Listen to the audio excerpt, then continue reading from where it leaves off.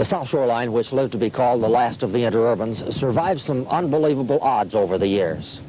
But she's a good line, and she's a fine line, and she's a hard line, and she's a bread line. Yes, she's a good line, and she's my line, and she's the only way I have to get to work day by day.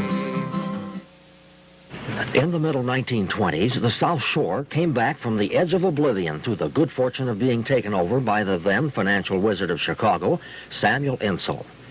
In 5 years, under his leadership, the railroad was virtually rebuilt, and the cars, which in recent years have shown the signs of age, were the latest thing in 1926. We'll get into the details of that later, but to begin with, there is the story of how the South Shore Line came into being in the first place. The first tracks of what eventually became the South Shore Railroad were laid as a streetcar line connecting East Chicago and Indiana Harbor. The company's first name was the Chicago and Indiana Airline Railway. Photographs of the first two cars, numbers 1 and 2, remain in the archives from 1903, even although the cars themselves long have been gone. In those days, the country was humming with the construction and the operation of electric trolley lines. This was before the flivver and the paved roads were of any consequence in transportation. Thus, the wave of the future was the interurban line, connecting the small towns and the farms in between with the railroad stations in the bigger cities.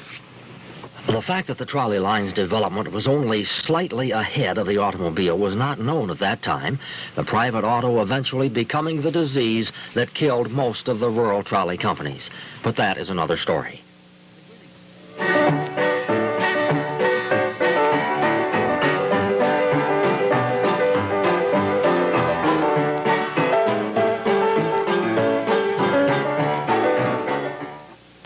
The beginnings of the South Shore from the streetcar line at East Chicago date from around 1906.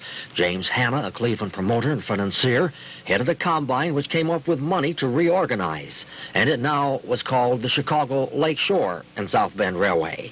He then supervised its construction, became the line's first president. Between 1906 and 1908, the railroad was pushed from Hammond to South Bend by the contractor, the South Bend Construction Company. And the one thing that was different about this electric line was the standards of its construction. Whereas some of the trolley lines had been side-of-the-road operations with tight curves and bad grades, the South Shore line, for the most part, was built to what then were steam railroad standards. This stood the South Shore in good stead in later years, as we shall see.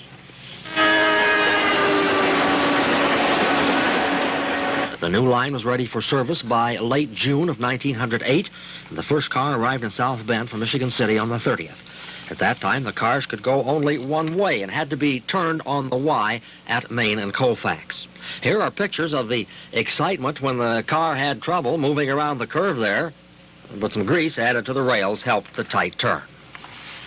The new railroad was operated on 6,600 volts alternating current, which at that time was the latest thing.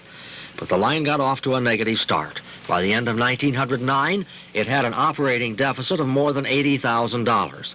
That was on top of the overrun cost of building the railroad. Original estimates had figured the project could be done for $2.5 million. By the time it was finished, it cost another $2 million. Added to this, passengers couldn't get to the Chicago Loop without changing trains at the Kensington station of the Illinois Central. Nobody liked that.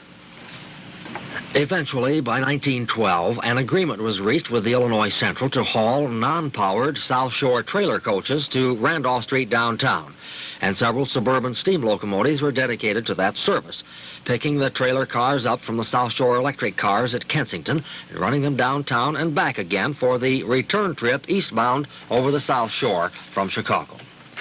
During the early years, the South Shore tried to promote excursion service to South Bend and to the Dunes area around Lake Michigan, but the railroad had not lived up to its expectations. Some carload and less than carload freight service had been instituted, but by 1924, the operating deficit was $1,800,000 on a capital structure of $10,700,000. Receivership came in 1925, and the South Shore was expected to be scrapped within a few months. In earlier years, it wasn't just the passenger service that came close to abandonment. It was the whole railroad. The South Shore line, made up of wooden cars and iron men, was in receivership by 1925. The early optimism of its founders never was realized, despite the fact that northern Indiana's population during the years from 1907 until 1925 had more than doubled. Then, when the railroad was expected to be abandoned in its entirety, it was bought for junk prices at public auction by the Midland Utilities Company. Now, this was a firm controlled by the financial wizard Sam Insull. He once had worked with Thomas Edison in some of the inventor's experiments in railroad electrification. And by this time, Insull owned much utility company stock and a controlling interest in the North Shore, the Chicago Aurora and Elgin, and the Chicago Rapid Transit Company, the firm which operated the L trains. Insull's investment in the South Shore Railroad was made because of the line's potential. The steel industry around the southern end of Lake Michigan was expanding, as it has been to this day. The South Shore connected several of the state's largest cities, namely South Bend, Michigan City, Gary, East Chicago, and Hammond. After control was established by the Insull interests, it was announced that new levels of passenger and freight service would be established. Within months, skilled personnel from the other Insull electric lines was brought in, and rehabilitation of the railroad was begun by track gangs, which at one time numbered 900 men. Heavier rail was laid in many places, new ties were placed, and new cars were ordered. Whereas the railroad had been operated on 6,600 volts alternating current, the power system was changed over to 1,500 volts direct current. Now, this matched the type of power which was being installed on the Illinois Central suburban service. Insull, who knew of the IC electrification before he bought the South Shore, was able to arrange for his South Shore trains to run on IC tracks all the way to the Chicago Loop. Thus, passengers no longer had to change cars at Kensington. Immediately, passenger loadings began to increase dramatically. 56 trains a day were scheduled, including 31 limited trains which ran hourly service between South Bend and Chicago. By the time the first new cars had arrived and the direct service to the Loop had been established, the new owners had spent nearly $3 million in improvements. The first through trains began to operate on August 29th of 1926. By the end of that year, South Shore operating revenues had passed $1 million for the first time since the line was built.